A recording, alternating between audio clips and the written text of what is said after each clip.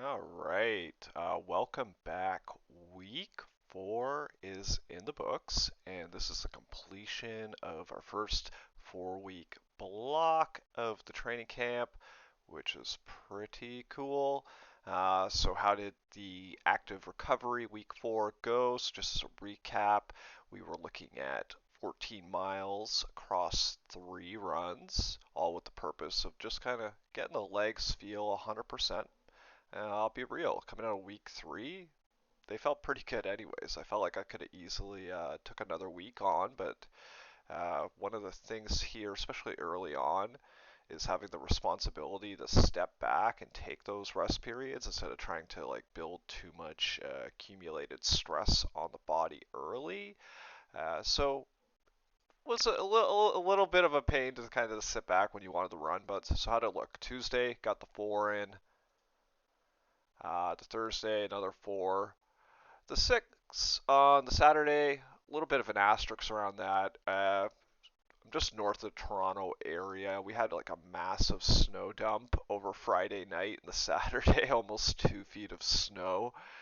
So this one was a little bit less than active recovery. You can take a look at some of the pictures here. Like this was pretty much nuts. There were a few spots where things like kind of started to melt up, like on the trail. The trails were this isn't really a trail. It's kind of like a park asphalt kind of run through. It's not really dirt or anything.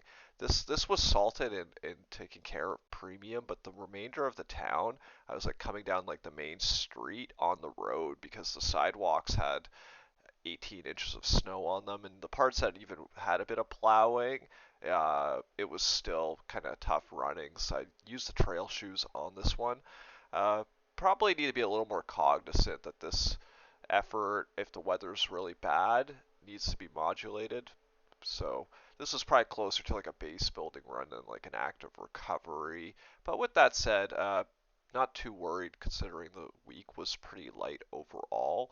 Um, so that kind of sets us up for heading into like our next block. So just a quick recap. So we did a 4-week block. Uh, if this one had like a theme to it, it's kind of like getting your ass off the couch and getting back to run. Obviously being a little hyperbolic, but um, transition from the weight room and the bike to getting back to running. We did kind of two back-to-back similar weeks of mileage, then one step. Next block we'll be doing proper 1, 2, 3 down. So that's cool. Body did respond pretty good overall. I want to talk a little bit about some of the Coros stuff because that's the main watch I'm using, and I guess it's a little bit of a impromptu about Chorus. Maybe you're a Garmin user. I haven't used Garmin. My brother does. I'm pretty sure from what I hear they're the top dog in there. The reason I went Koros was due to a recommendation, and I wasn't really familiar. So let's talk about that. I took some screenshots. Let's bring these over, kind of look at it. This is kind of like your main splash screen. A lot of these watches, what's happening on the watch is one thing. It's how does the data come in from the device, and how easy is it for you to digest, and is there any meaning to it or context that you can derive so you can actually weaponize this data to do something. Because if you're collecting data points and you never adjust the plan, there's never an adjustment, a change, an increase or a decrease, then what, you just look at this stuff just to kind of smile or something, or like, give yourself some assurance. Anyways, uh, this is the main screen. Um, there's some interesting things that I like about the Koros here, and the main thing is this like training band here with the load impact. This is like a dynamic changing kind of fitness projection of where you're at and what your training volume should be. Um, I'm skeptical as to how accurate it is without like hundreds and hundreds of like data points in there, but it is kind of a nice like rough barometer of what your training history has been like over a smaller period of time. It was interesting to see that just at the tail end of the active recovery week, this blue cone is kind of like your zone for how much volume you should be kind of putting in.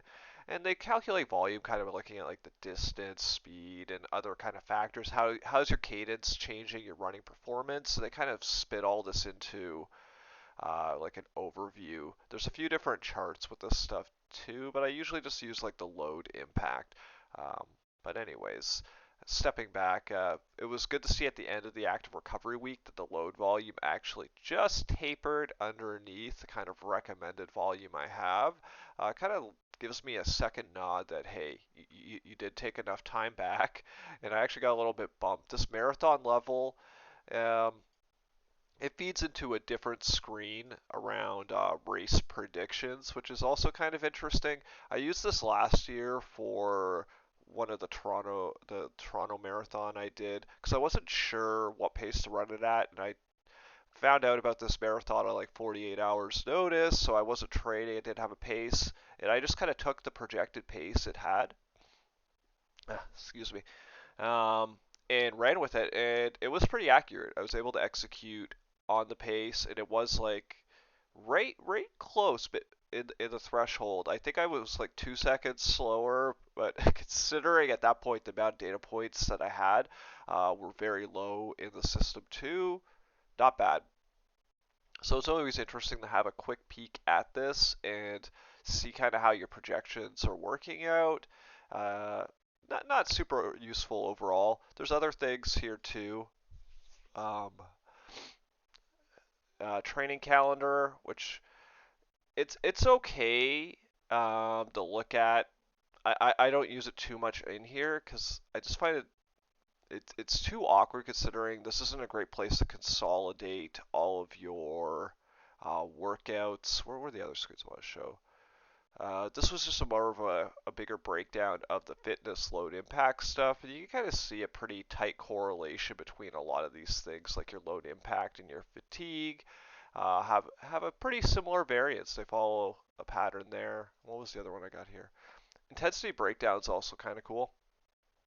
You kind of want to make sure that you're in that, what's it, 90-10. Some people do kind of like 15-85, kind of break between hard efforts and like easy day efforts.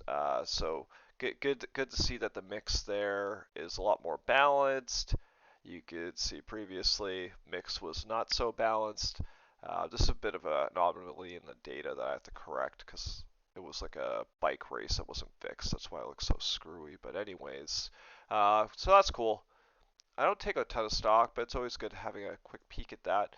One other thing I will show on the Koros, just for anyone else who wants to see just a little bit more. This is a bit of like the run overview. Nothing crazy here that you don't see on Strava. The graphics and the layouts decent. I like the split markers across. Um, Pace readouts, pretty good. I like the coloring on it. Same thing with like the splits. Nothing crazy though. This is all pretty similar to what you'd see in this Strava app too. If we want to give you a peek. Um, that's kind of what the Vertex is. The other reason I bought this particular one was due to the battery life. So this is the Koros Vertex is the particular model. This is the one with the massive battery life, 45 days, 150 hours. And I will tell you, this is accurate. I actually charged this watch right at the start of week one of the training, and I haven't charged it since. It's still at 19%, and we've just finished the 4 week block the other day there. So that's pretty incredible. In comparison, I've been using the Apple Watch previously. You got to charge it every day. Battery gets a little bit sketch, especially after kind of a year, 18 months of ownership. Like most products, kind of from Apple, the battery life just starts to take a shit. It's a bit annoying though for long distance running, or you know you have a busy life and the battery is always a liability. I don't want to think about the battery life. Uh, that was one of the main drivers here. The GPS mode's pretty nice too. You can load maps into it. Uh, overall, like the look and feel definitely looks way sicker on the website than real. I probably still wear the Apple Watch out, but the construction on this guy, it's nice. Uh, some negatives. The interface on the watch, this sucks, guys. This is something from like 1998. You kind of scrolling around. It's cumbersome to like get through menus. Um, the way activities are separated out makes doesn't make a lot of sense. If you want to like say change something from like auto pause on runs, you have to like go into the run then into the settings and change it. You can't just like change things like from a standard panel. A lot of question marks on how they laid this out. When it works, cool, but you gotta go into this thing and navigate. UI is not great. Even the display itself, it's probably part of to do with why the battery's so phenomenal. It's pretty dim. It's pretty dim, even when the backlight's on. They make this seem like a lot more vibrant. Obviously, this is a photoshopped stock, photo for selling. It was just a little jarring how different they are. Because when you compare like Apple Watch, for instance, that nice display kind of maps through from the actual product. The other reason that I was hoping this watch would be able to kind of handle all the woes is that it has a strength and training component on it, and I'm sad to tell you that that part is garbage. The way the workouts, it's really archaic, and you have to like pre-plan all your like sets and everything into it. What it doesn't account for is like any auto regulation when you're in the middle of the workout. Say you get in there, you get your first warm-ups done, and you're like chest feeling just like slightly off. Maybe we're gonna do like 195 instead of like 200 today to start, and we're gonna work down. Um, you'd have to go in and try to like edit your plans and shit like that just to make that small adjustment. Perhaps it's going to change your rep layouts. There's just no dynamic elements. What you're going to go in there after the fact, do a ton of edits. Sometimes you might have like a slight variation. You have like a leg one and leg two a day, and you're going to do a slightly different variation on each. It's just so cumbersome. Um, it makes me feel like they don't have people who do this type of training, at least as part of their like product team, to give them the insights, because there's something just definitely missing here. In terms of like what the fitness looks like.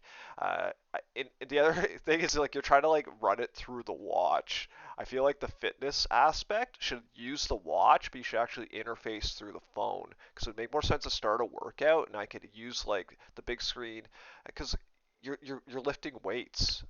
Like you stop in between reps or stop in between sets, and you can like grab your phone and take a minute and kind of next exercise or like guys, think about it. There's a different way to do it. I don't know if Garmin's doing this part any better, if they're just still in the run game, but if somebody could solve this and bring this together, this is an opportunity uh, for a better product. But overall, as like a running watch, if all you do is running, this thing's pretty incredible.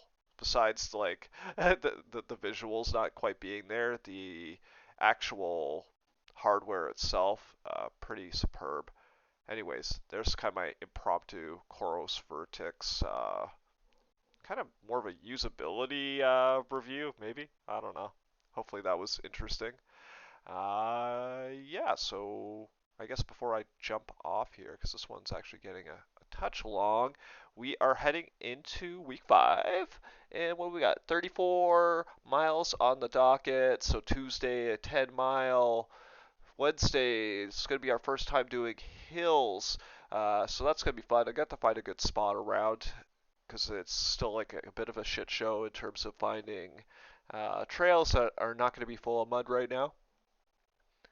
So 4 miles on the hills, 6 in our 10K for Thursday, and then our Saturday we step up to our first 20K run, 12 miles. Sunday 60 minutes, cool down after that. Interesting. So yeah, if the first block was, hey, get off the couch, this is gonna be the theme of this block is like return to form, I guess. By the time we hit kind of week 3, I'll be right into that kind of like 60K-ish a week. That's a comfort spot I've been to many times in the past. It's block three where we're going to start to kind of grind into areas where I've had troubles and maybe a little bit of breakdown, but maybe this plan and the way kind of things are going, our approach is going to make that transition a little bit easier. I'm optimistic, body's feeling good, and we are ready to run, boys. How's your training going? I hope everyone is doing fabulous that's running this thing. Um, you know, if you haven't put on the shoes yet and started to get a few kilometers in, I highly recommend it. We are 24 weeks out, guys. 24 weeks. Anyways, it's been fun. Catch everyone at the end of the next week. Probably have more interesting things to say, but we will see.